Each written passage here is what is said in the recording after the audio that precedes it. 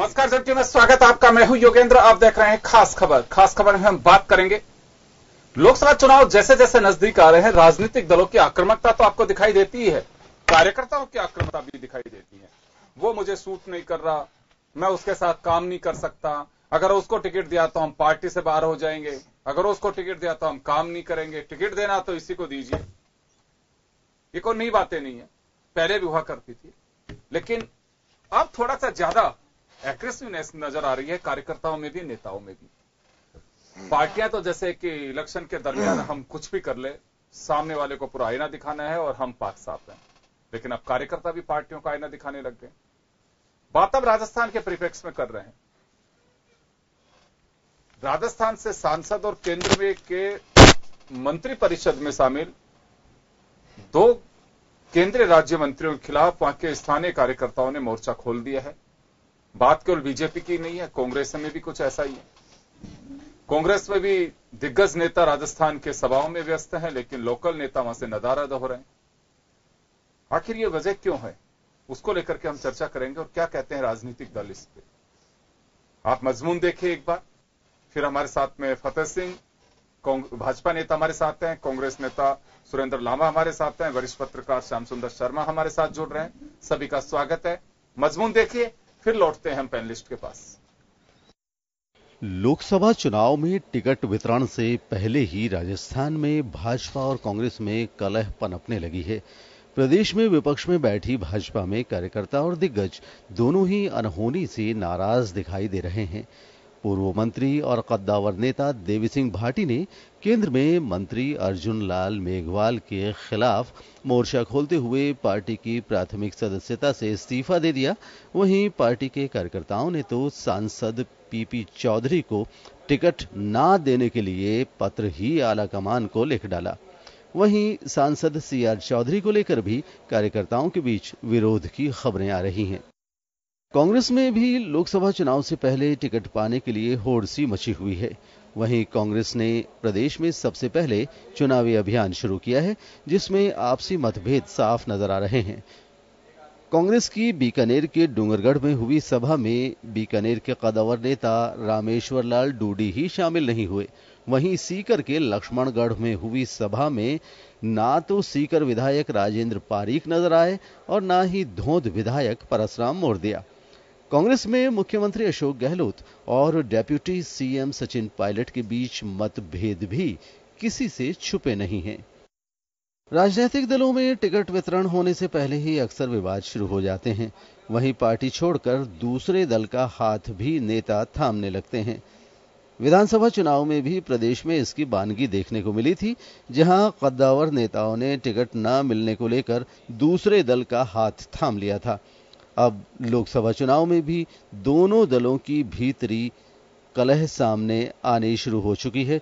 ऐसे में देखना यह होगा कि दोनों ही दल कैसे चुनाव से पहले इन मतभेदों को खत्म करते हैं और इस चुनावी रण में अपनी नैया पार लगाते हैं। ब्यूरो रिपोर्ट, जन टीवी न्यूज।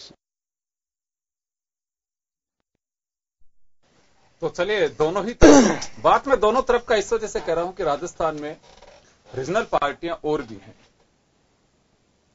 बीएसपी अपना एक वजूद रखती है, आम आदमी पार्टी भी अपनी कोशिश कर रही है, समाजवादी पार्टी भी अपनी कोशिश करती है, लेकिन सीधा अगर मुकाबला कहें तो बीजेपी और कांग्रेस के बीच है। राजस्थान की जनता तीसरी पार्टियों को व्यक्तिगत संबंध या कास्ट इक्वेशंस के हिसाब से कभी कभार कोई सीट निकलने का अवसर दे दे, बाकी बीजेपी कांग्रेस का यहां वर्चस्व रहा है। चलिए हम इसी ओर बढ़ेंगे। फतेह सिंह जी, लोकसभा चुनाव सामने है, मिशन 25 पे आप लोगों की एक्सरसाइज चल रही है।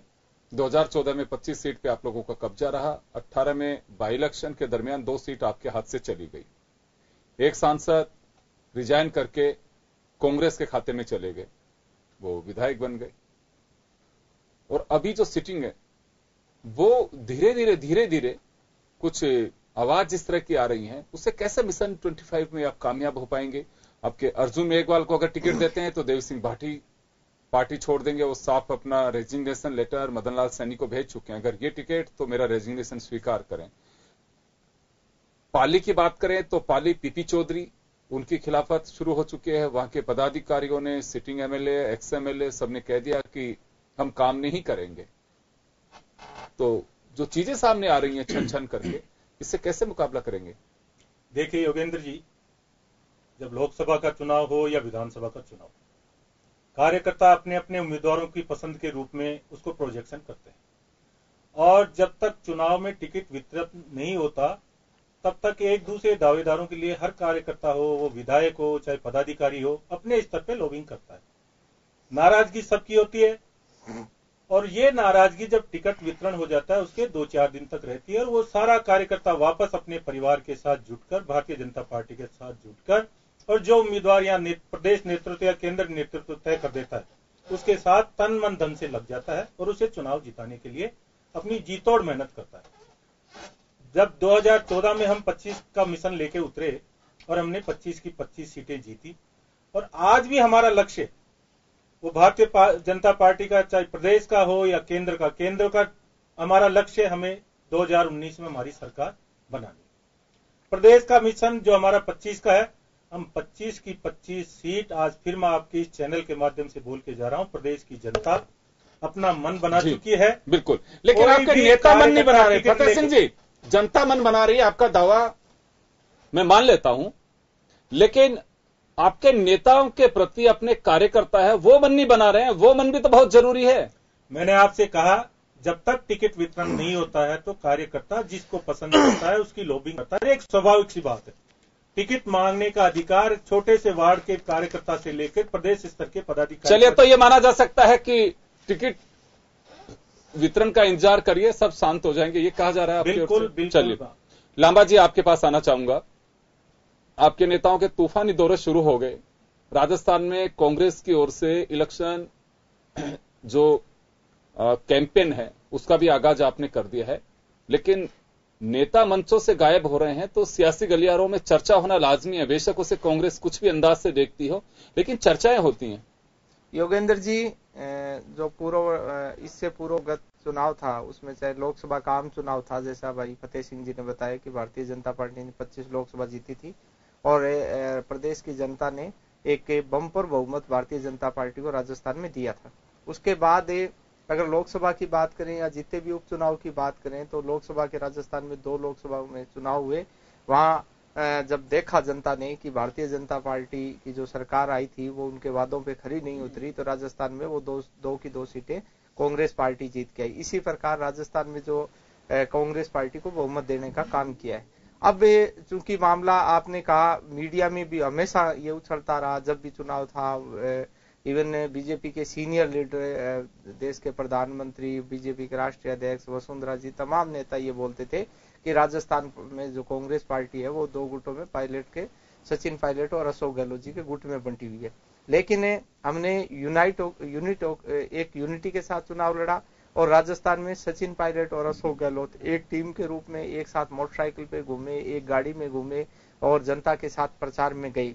उसके बाद राजस्थान में जो मुख्यमंत्री की बात थी, तो बाद में फिर बीजेपी के लोगों ने कहा कि नहीं भी, ये चुनाव सचिन पायलट को फेस बना के लड़ा गया था, अशोक गहलोत को मुख्यमंत्री, जबकि कांग्रेस पार्टी का उससे पूर्व भी ये था कि ये फैसला है वो जो चुनाव के बाद होगा, बहुमत मिलने के बाद होगा।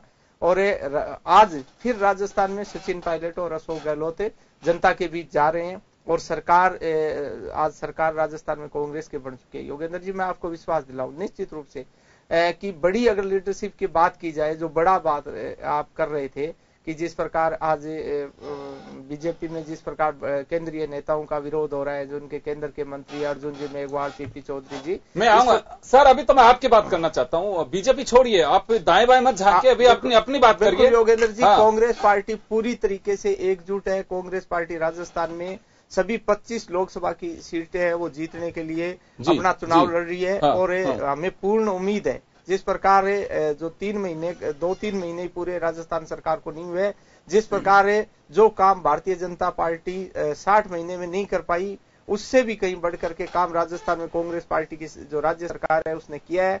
और सचिन पायलट के नेतृत्व में, अशोक गहलोत जी के नेतृत्व में राजस्थान में कांग्रेस पार्टी और कांग्रेस पार्टी की तब संपूर्ण लीडरशिप एकजुट है और हम सभी की सभी सीटें राजस्थान में जीतेंगे।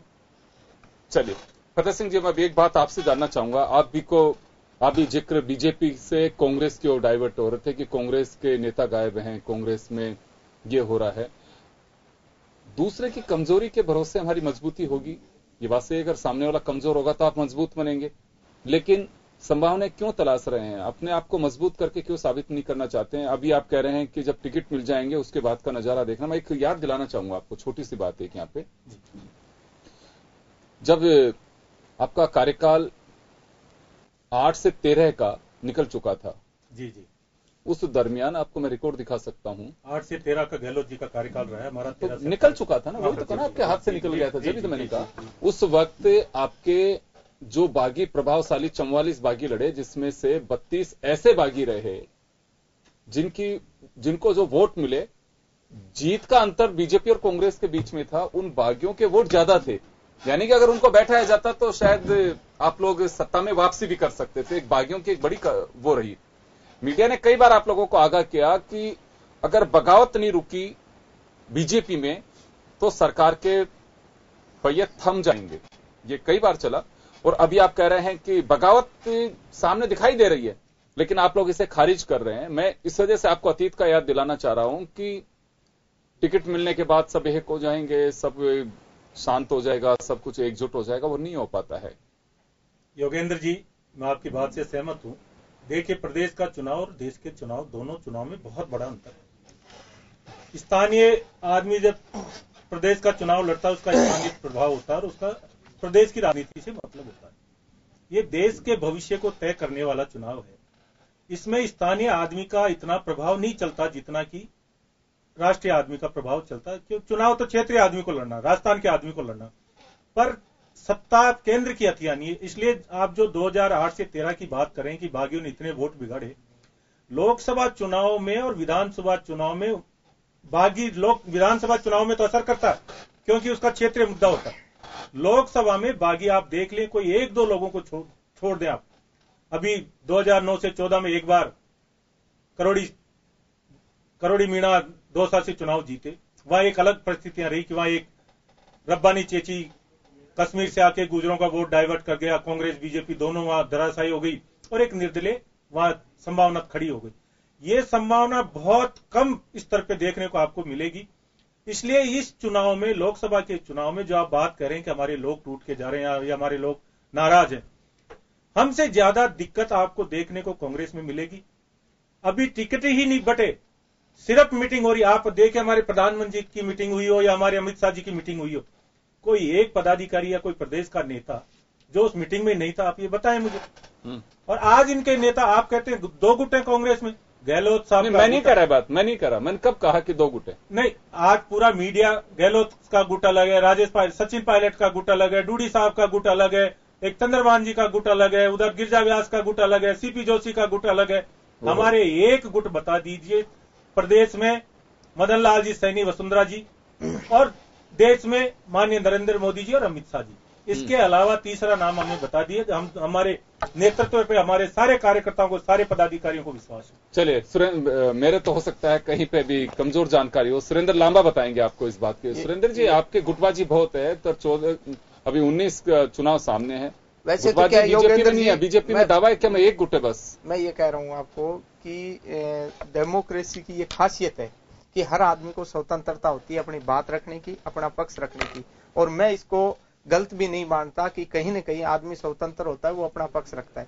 लेकिन भारतीय जनता पार्टी के लोग ये सोचे, मैं ये नहीं कह रहा कि कांग्रेस, हम बिल्कुल इस बात को इग्नोर करते हैं, लेकिन भारतीय जनता पार्टी की अगर बात करें तो इनको 2013 का समय नहीं भूलना चाहिए, जिस टाइम गुलाब चंद जी कटारिया यात्रा निकाल रहे थे और वसुंधरा जी ने कहा था कि मैं अलग पार्टी बना लूंगी।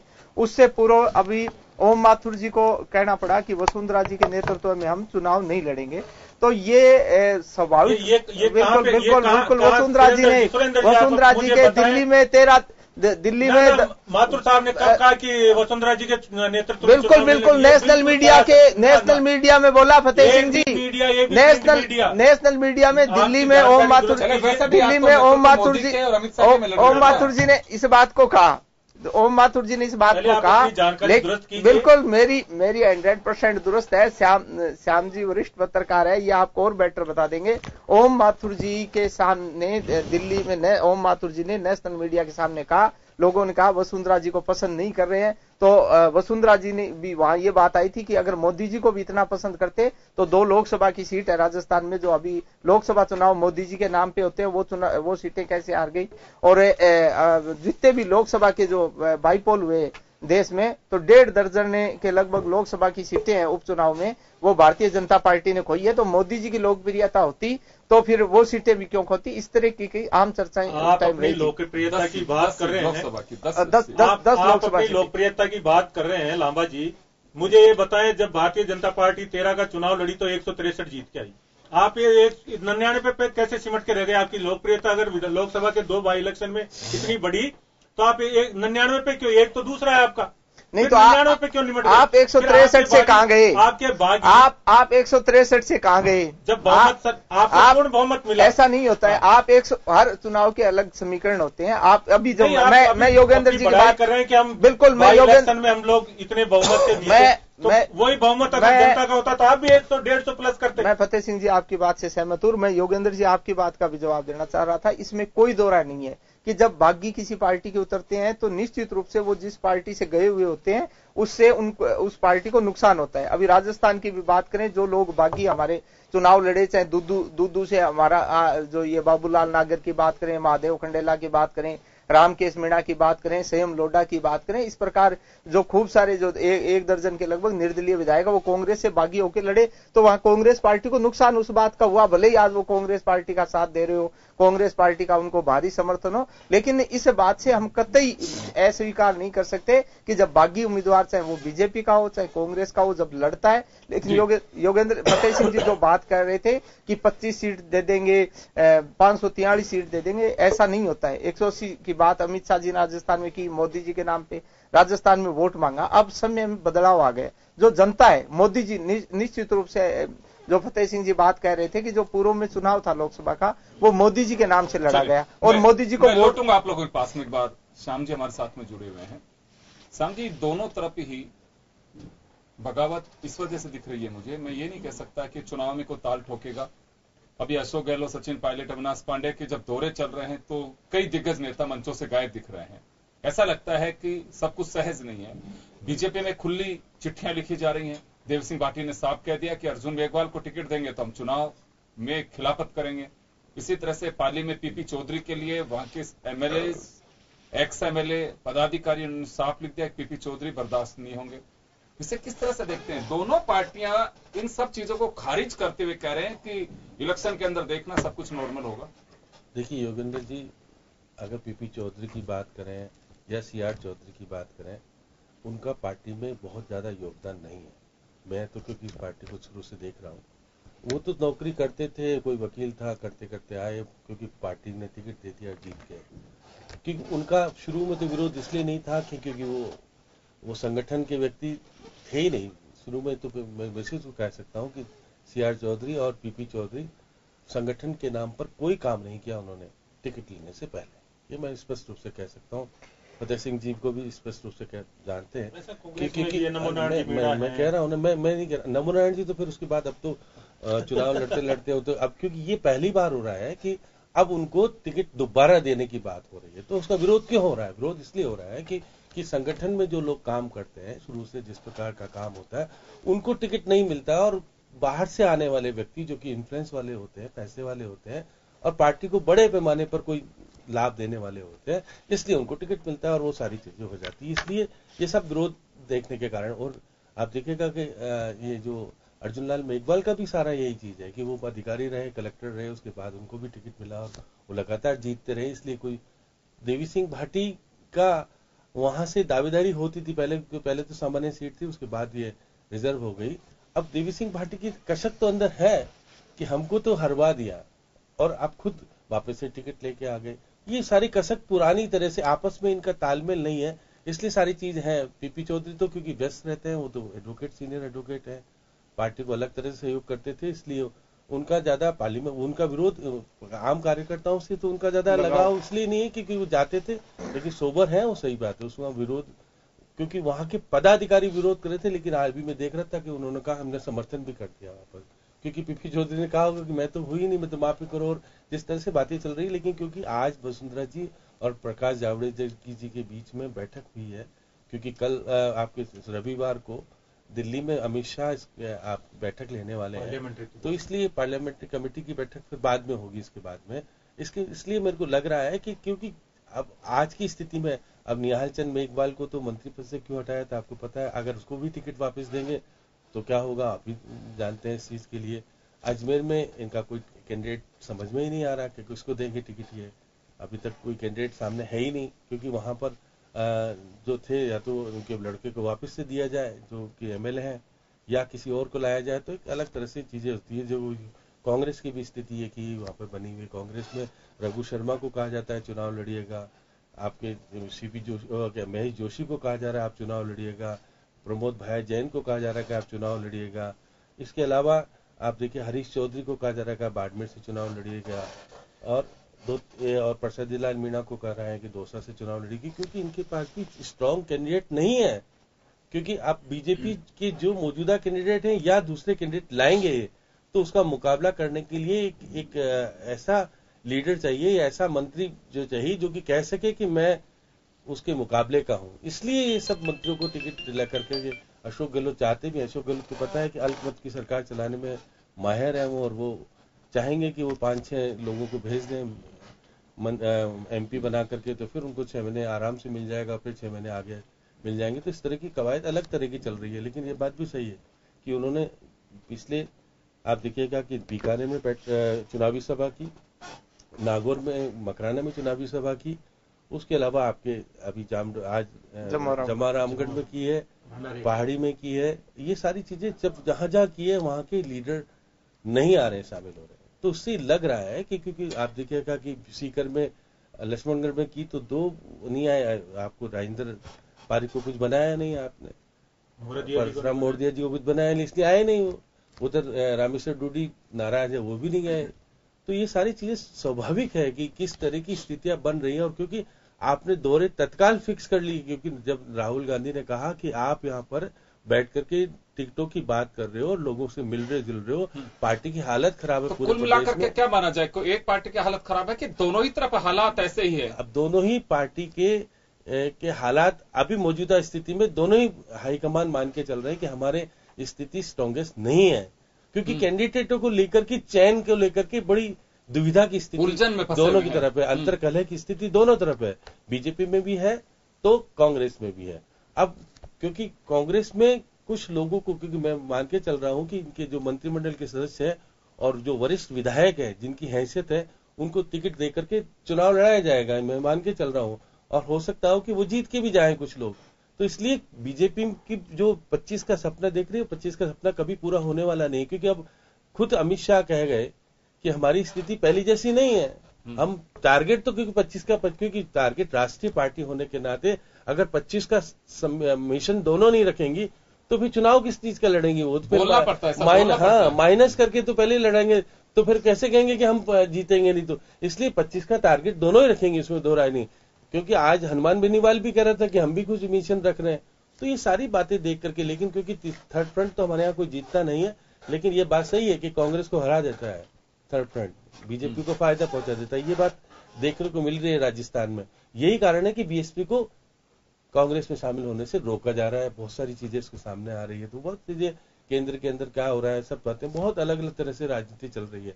तो राजस्थान की राजनीति में निश्चित रूप से कहा जा सकता है कि इस बार जो अमित शाह प्रधानमंत्री को दोबारा से शासन में लाने के लिए 25 का टारगेट लेके बैठे, वो कभी पूरा होने वाला नहीं है।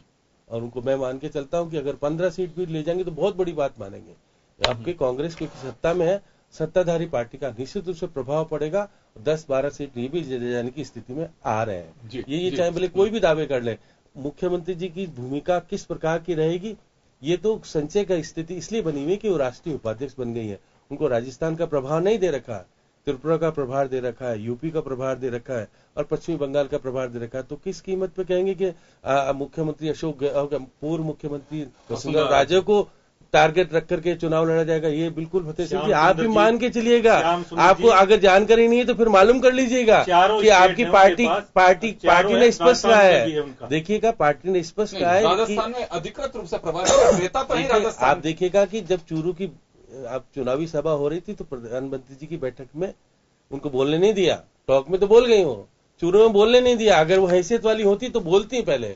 तो उनको कहा जा रहा है कि आप बार बार क्यों बोल रहे हैं? आपके मुंह से वसुंधरा जी की हैसियत का नहीं, मैं हैसियत आपको गिरी है इसलिए कह रहा हूँ ना। कह रहा हूँ कि मैं आपको नहीं पता शब्द आप जैसा मैं इसलिए कह रहा हूँ, मैं ये बड़ी फतेह सिंह जी, मैं इसलिए कह रहा हूँ कि आने वाले समय में अभी कुछ दिन पहले ही बैठक हुई थी। वसुंधरा जी का ग्राफ ना पहले गिरा, मेरी बात गिरा। आप मान के चलिएगा इस बार। अब वसुंधरा जी की जिम्मेदारी लेनी नहीं है। वसुंधरा राजे की राजस्थान में अपने आप में एस्टैब्लिश कर योगेंद्र जी मेरी बात की वजह नहीं, मेरी बात सुनिए। प्रकाश जावड़ेकर ने बैठक उनके निवास पे जाकर के की, उनकी मजबूरी है। आप पिछले 5-7 दिन से देखे श्याम फतेह सिंह जी मेरी बात सुन लीजिए एक बार। आप बोल लेना, मैं आपको 2-3 चीजें बता देता हूँ। इसलिए संभल के इसलिए बोल रहा हूँ। आप देखिएगा कि जवाब देना, राष्ट्रीय उपाध्यक्ष बनाने के बाद जवाब की नहीं के लिए बोले तो थोड़ा आप देखिए मर्यादित शब्द का प्रयोग मैं कह रहा हूँ राष्ट्रीय उपाध्यक्ष बनाने के बाद ओम प्रकाश माथुर भी राष्ट्रीय उपाध्यक्ष है, इसी प्रदेश के नेता है, आपको पता हो।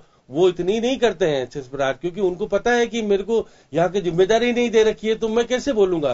तो वसुंधरा जी की विधिवत रूप से प्रधानमंत्री और अमित शाह ने कोई जिम्मेदारी नहीं दी है पूरी तरीके से कि आप सीधे तौर पर चुनाव का प्रबंधन देखेंगे, चुनाव देखेंगे। ये चीजें आपके आने वाले चुनाव में देख। कोर कमेटी के सदस्य तो बहुत सारे हैं, सुनिए फिर मेरे को बहुत सारे सदस्य हैं। सुन लीजिए तो कितने कोर कमेटी के सदस्य हैं ये देखिएगा। वो भी एक कोर कमेटी की सदस्य के होने शामिल हो रही है। देखिए साहब पिछले तो इसलिए क्योंकि 15-20 दिन पहले से वो झालावाड़ में और कोटा में चुनावी तैयारियों को लेकर व्यस्त थी।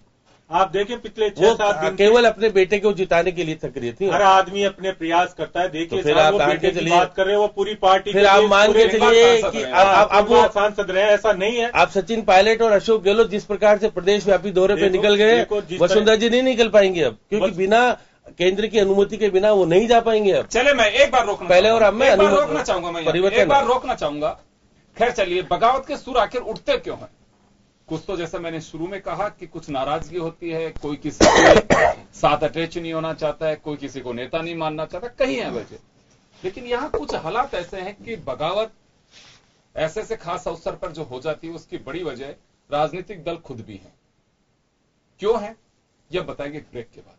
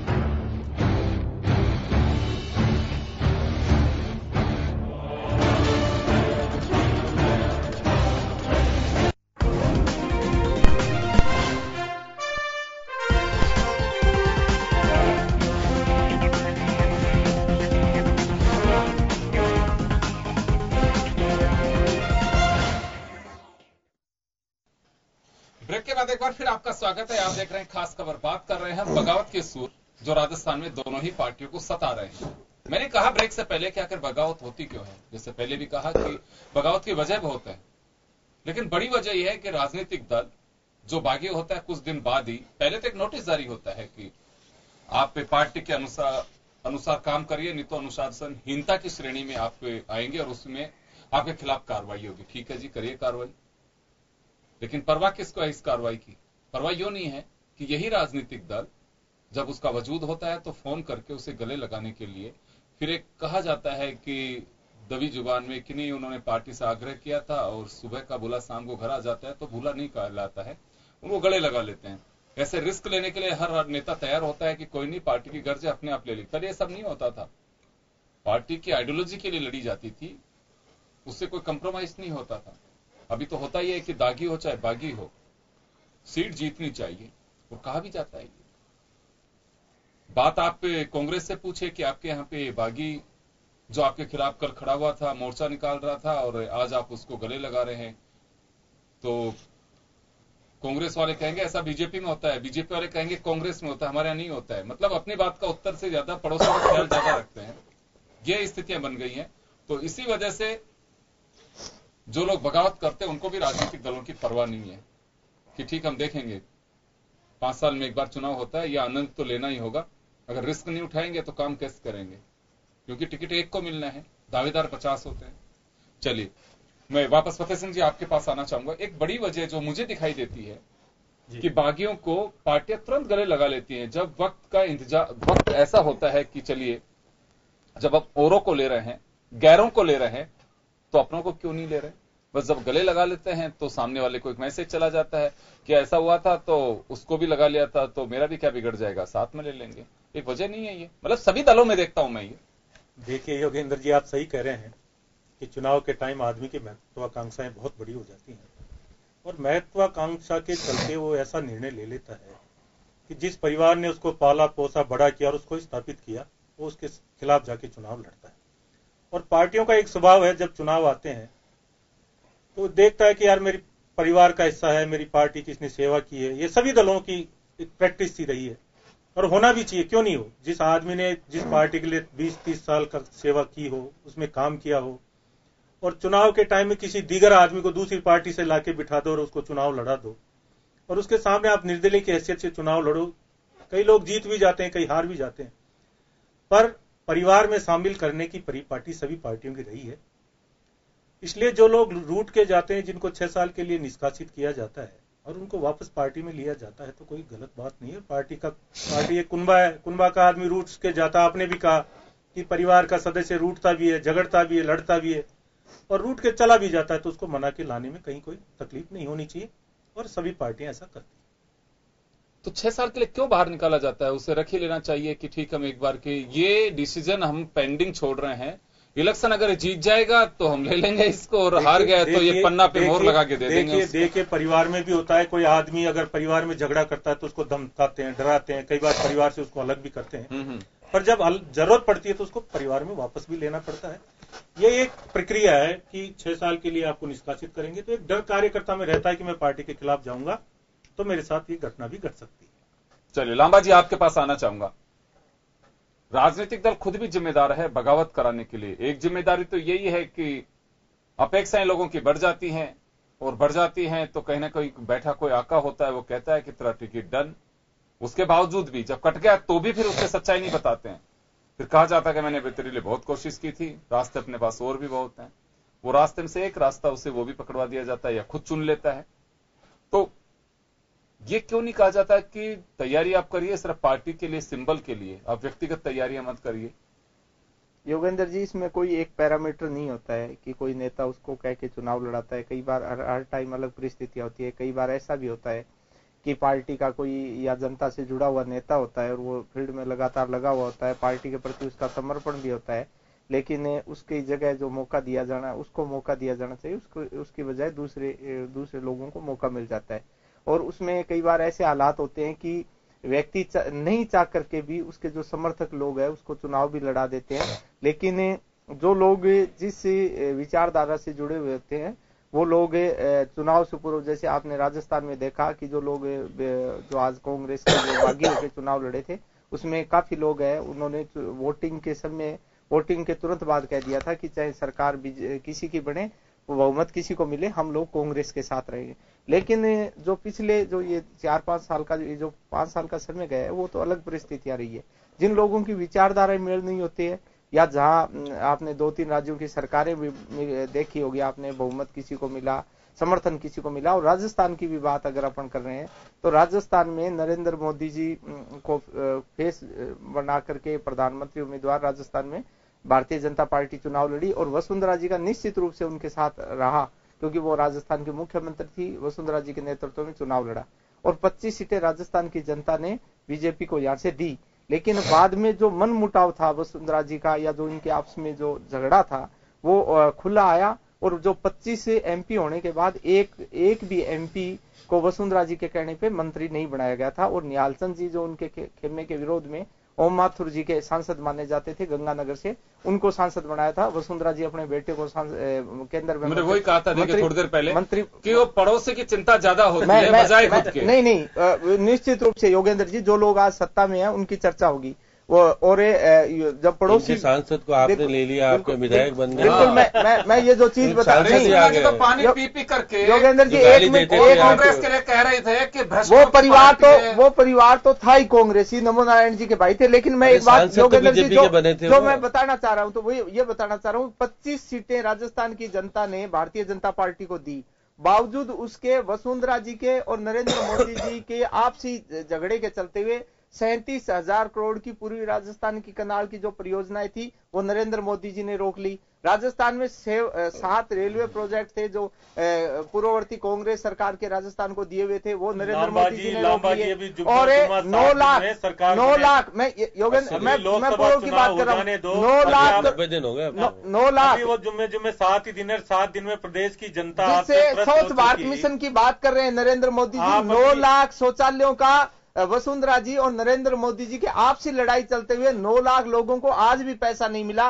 पहली बात तो 12,000 रुपए दिया जा रहा था, उससे शौचालय नहीं बन रहा था। मेरा कहने का मतलब यह है कि वसुंधरा जी और नरेंद्र मोदी जी की आपसी लड़ाई के चलते हुए राजस्थान की जनता को 5 साल जो विकास जो होना चाहिए था प्रदेश का वो रुका है। इस प्रकार की ये सिस्टम नहीं होना चाहिए। जब पार्टियां होती है, आपने मैं आपकी बात को फतेह सिंह जी मैं आपकी बात को स्वीकार करता हूं। मैंने कहा है कि बगावत होती है पार्टियों से, ये अच्छी बात नहीं है। हमारी भी पार्टी में, मैंने नहीं कहा कि हमारे यहाँ नहीं होती, आपने कहा हमारे तो बिल्कुल नहीं होती, मैं तो कह रहा हूँ बिल्कुल होती है। लेकिन दुर्भाग्य तब होता है जब उसका परिणाम जनता को भुगतना पड़े। जो कि 5 साल राजस्थान में चला रहे थे, 5 साल राजस्थान में किसकी गाड़ी चला रहा है देखना, 5 साल लोकसभा चुनाव के बाद ही आप देखना। आज तो पायलट कमाल, ये तो आप 5 साल से कह रहे थे कि पायलट जो वसुंधरा जी और मोदी जी की बात कर रहे हैं ना, कि वसुंधरा जी और मोदी जी, मैं कह रहा हूँ मोदी जी नहीं होते तो ये बात तो भारतीय जनता पार्टी नहीं बैठी। बीजेपी के लोगों ने 5 साल तक यही ढोल पिटा कि सचिन पायलट, अशोक गहलोत एक नहीं होंगे। वो लोकसभा चुनाव एक होकर के लड़े, जो उपचुनाव थे लोकसभा के उनमें लड़े, राजस्थान का विधानसभा आम चुनाव लड़े, आज लड़ रहे हैं। हर जगह उन्होंने सफलता प्राप्त की, हर जगह कहा नहीं गए, कहा नहीं गए, सचिन पायलट ने इलेक्शन लड़ा, कौन से अकेले सचिन पायलट ने विधानसभा चुनाव लड़ा। अरे अजमेर सब नेता, सचिन पायलट, अशोक गहलोत नहीं, सीपी जोशी भी और रामेश्वर डूडी भी, तमाम जो कांग्रेस के कार्यकर्ता से लेके सीनियर नेता तक, वो सब के सब लोग। भैया ऐसा है लांबा जी, आज ये सरकार में बैठे हो ना, ये ड्यू टू सचिन पायलट और उसकी अकेली कौम। आप देखिए भारतीय जनता पार्टी के 9 विधायक बीजेपी से लड़े, एक को नहीं जीतने दिया।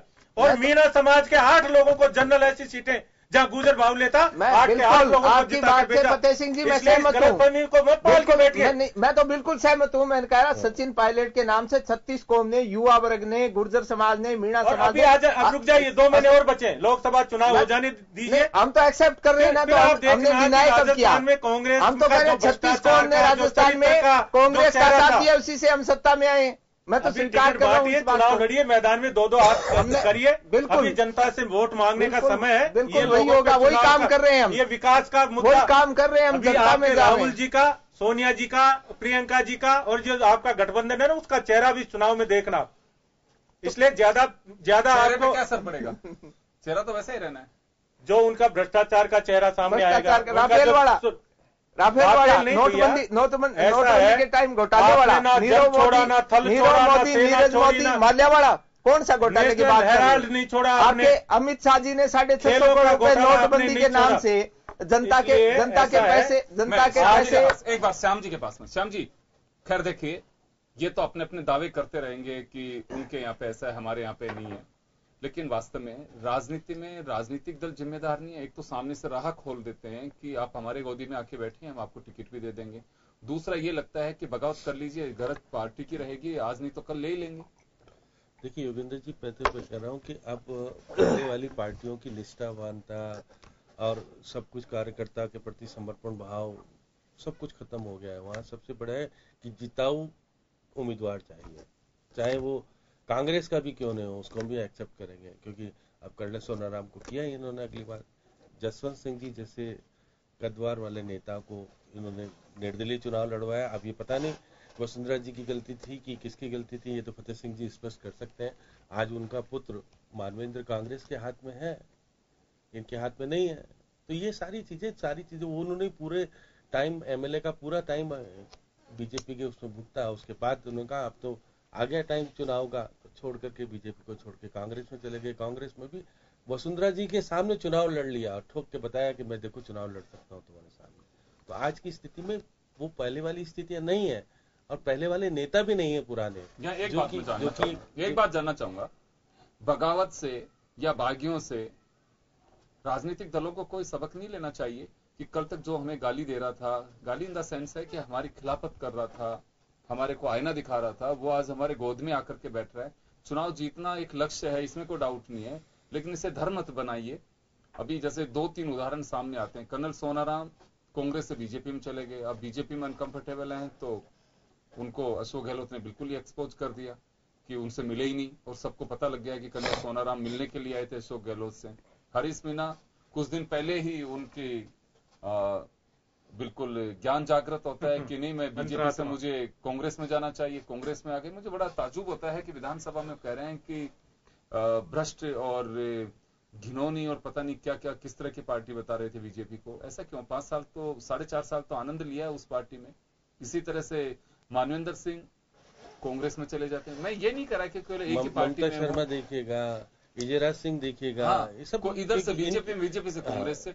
तो ये ये बीजेपी वाले उनको कैसे एक्सेप्ट कर रहे हैं? और फिर चुनाव भी लड़ाया, उनकी पत्नी को चुनाव लड़ा के कल्पना जी को एमएलए बना दिया। आप तो राजनीतिक विजयराज सिंह जी को कह रहे हैं कि ओम बिरला की जगह विजयराज सिंह जी को चुनाव लड़ाओ, तो ये बात हो रही है। अब इनके यहाँ भी बड़ा विचित्र स्थिति, दोनों ही पार्टी एक जैसी है। उनको तो केवल ये है कि किसी भी प्रकार से नेता तैयार है हमारे पास आ जाए तो हम उसको बैठा लेंगे गोद में, क्योंकि हमको सबक सिखाना है सामने वाले उसको। तो ये सारी राजनीतिकरण जिस प्रकार से हो रहा है, उससे पहले वाली देखिए, अब राजनीति आपके सेवा का साधन नहीं रही है, अब ये कॉर्पोरेट कल्चर वाली राजनीति बन गई है, जिसके कारण आप देखिएगा कि आम कार्यकर्ता को टिकट दिया जाता था, पहले उसको संबल भी किया जाता था, उसको आगे बढ़ाने का प्रयास किया जाता था। बीजेपी में बहुत ज्यादा होता था और कांग्रेस में भी कुछ। तो बीजेपी वाले तभी भी कह रहे हैं ना कि हमने चाय वाले को प्रधानमंत्री बना दिया। अब देखिएगा, वो चाय वाला कब चाय वाला था? प्रधानमंत्री बनने के वक्त चाय वाला नहीं था, वो मुख्यमंत्री था गुजरात का, और एक बार नहीं 3 बार मुख्यमंत्री बना। वो उस गुजरात का जिसके पास की सब कुछ था और सारी चीजें थी उसके पास। और ये देखिए, सुन लीजिए फतेह सिंह जी, मैं ये नहीं कर रहा अब चाय वाला प्रधानमंत्री बना, मैं क्या कर रहा हूँ आज? मैं आपकी बात को इसलिए बड़ी कर रहा हूँ कि बीजेपी एक ऐसी पार्टी है जो सामान्य से घर से निकल कर चाय बेचने वाले को पहले मुख्यमंत्री बनाती है, मुख्यमंत्री बनाने के बाद प्रधानमंत्री भी बनाती है। ये सिर्फ और सिर्फ भारतीय जनता पार्टी के कल्चर में इसकी। फतेह सिंह जी, आपको पता है कि जब मुख्यमंत्री थे, जब कोई चाय वाला की जिक्र था ही नहीं। और देखिए, मैंने तो नहीं सुना कांग्रेस में उस टाइम तो वो शादीशुदा है क्या? ऐसा भी कोई एफिडेविट नहीं था। वो नहीं शादीशुदा नहीं, मैं कह रहा हूँ प्रधानमंत्री चुनावी प्रक्रिया में जब संसद का चुनाव लड़ा वाराणसी। एक बात सुनिए, कांग्रेस का उदाहरण पेश कर रहे हैं। आप देखिए, मैं श्याम सुंदर जी की बात को बड़ा कर रहा हूँ। हमारा एक चाय वाला मुख्यमंत्री भी बनता है और प्रधानमंत्री भी बनता है। इनके यहाँ लोग सपना देख देख के बूढ़े हो गए, खत्म हो गए। मुख्यमंत्री बना इनका भी। आप क्या बात करते हो? मुख्यमंत्री की बात जगन्नाथ पाटिया जी इनके भी तो जादूगर मुख्यमंत्री बन गया। इनके जादूगर मुख्यमंत्री बन गया लाल बहादुर शास्त्री, ये प्रधानमंत्री पीवी नरसिम्हा राव, लाल बहादुर, सब जमीन एक अरे परिवार मैं तो कह रहा हूँ की पार्टी गांधी परिवार की और जो लोग आप जिस दूसरे अपना परिवार जीवन गुजार अरे दिया। मैं ये कह रहा हूँ फतेह सिंह जी, जिस परिवार से आपको ऐतराज है उन लोगों ने भी देश की आजादी के लिए 10-10 साल जेलों में रहे। जिस टाइम आपके लोग अंग्रेजों का साथ दे रहे थे, गुप्त सूचना दे रहे थे, उस टाइम गांधी नेहरू परिवार के लोग। डाइवर्ट मत हो मुद्दे पे देखिए, ये मुद्दा बहुत बड़ा मुद्दा है कि आप लोग गले क्यों लगा लेते हैं उनको, क्योंकि बगावत के सुर इस वजह से नहीं थमते हैं, रास्ते उन्हें दिखाई देते हैं कि आज नहीं तो कल पार्टी की जरूरत बनेंगे हम, और जब पार्टी की जरूरत बनेंगे तो अपने आप हमें गले लगा लिया जाएगा। आप लोग इसे क्यों खारिज करते हैं कि नेताओं को यह समझ में नहीं आना चाहिए, कार्यकर्ताओं का हक मार करके और बागियों को गले लगाया जाता है। मेरा सवाल दोनों से है, फतेह सिंह जी आपसे जानना चाहूंगा, किस तरह से कांग्रेस के नेताओं को विधानसभा चुनाव के दरमियान आप लोगों ने टिकट दे दिया, जिन्होंने एक रसीद नहीं कटवाई, एक धरने प्रदर्शन में नहीं गए, जब वो किसी पद पे बैठे होते हैं तो बीजेपी में 10 बुराइयां नजर आती हैं। देखिए, मैं आपकी बात से बिल्कुल सहमत हूं योगेंद्र जी। ये काम चालू किया पिछले विधानसभा गए चुनावों में कांग्रेस ने। हमारे साहब ये क्या बात हुई? अरे बीजेपी तो पाक साफ पार्टी है, क्यों कांग्रेस की जिक्र कर रहे हैं? अगर वो जा रहे हैं दूसरी दिशा में तो आप क्यों जा रहे हैं? ऐसा है, जब कोई पड़ोसी बदमाशी करता है तो सामने वाले को भी बदमाशी करने का हक होता है। ये शुरू हमने किया है, उससे क्या बात है? तो ये अगर इनके भ्रष्टाचार के चार्जेस लगे तो हक है आपका भ्रष्टाचार करना। भ्रष्टाचार की बात नहीं कर रहा, मैं चुनाव की बात कर रहा हूँ योगेंद्र जी। वो भी तो वैसा ही है, कैरेक्टर की बात है ये राजनीति की। देखिए, ऐसा है, राजनीति चरित्र का एक बहुत बड़ा हिस्सा है। इनके यहाँ मुकुल, इनके जो जिसे ममता बनर्जी के ये पीछे पड़े हुए हैं भ्रष्टाचार के आरोप को लेके, जो स्कैम को लेकर के, उनका सांसद जो मुख्य आरोपी था वो इनकी पार्टी में आ गया तो वो दूध का दुल गया। इस प्रकार इनके महाराष्ट्र के एक मंत्री थे, वो भी उस स्कैम में थे। कुल मिला के बात यह है कि जो योगेंद्र जी, मैं आपकी बात, इनके भी तो उत्तराखंड के मुख्यमंत्री जी का पुत्र आपके यहाँ शामिल हो गया ना। बिल्कुल। तो ये तो फिर आप क्यों कह रहे हो? नहीं, मैं जो बात कहना चाह रहा हूँ कि ये आप तो मुझे अंतर बता दीजिए कि हमारे में और इनमें अंतर यह है। अभी हमारे में इनमें ये अंतर है बिल्कुल योगेंद्र जी कि हमारे लिए, मैं आपकी बात से, पहली बात तो इतने बड़े एग्जाम्पल हमारे यहाँ नहीं मिलते। दूसरी बात, अगर होते हैं, नहीं मैं कह रहा हूँ शामिल हुआ तो श्याम सुंदर जी, वो हर आदमी स्वतंत्र है, कौन किस पार्टी में जाके ज्वाइन करता है। रीटा बहुगुणा आपकी चली गई, मैं ये कह रहा हूँ, ये तो ऐसे खूब एग्जाम्पल, खूब एग्जाम्पल। इम्पोर्टेंट ये है कि जन जो है पार्टी, राजनीतिक पार्टियों के लिए जनहित ज्यादा इंपॉर्टेंट होता है कि वो जनहित को इग्नोर नहीं करे आपसी लड़ाई में।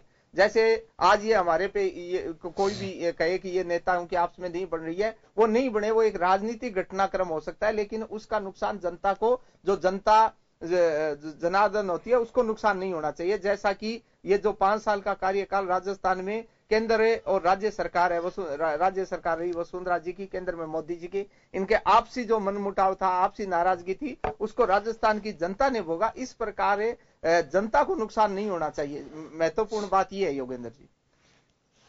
चलिए फतेह सिंह जी, जनता का नुकसान मेरे समझ से बाहर है। नुकसान अगर बागियों को लेते रहेंगे तो जनता का नुकसान ही, कार्यकर्ताओं का नुकसान तो होगा, क्योंकि कोई कार्यकर्ता अपने हक के लिए लड़ रहा है, अपने साथी के हक के लिए लड़ रहा है।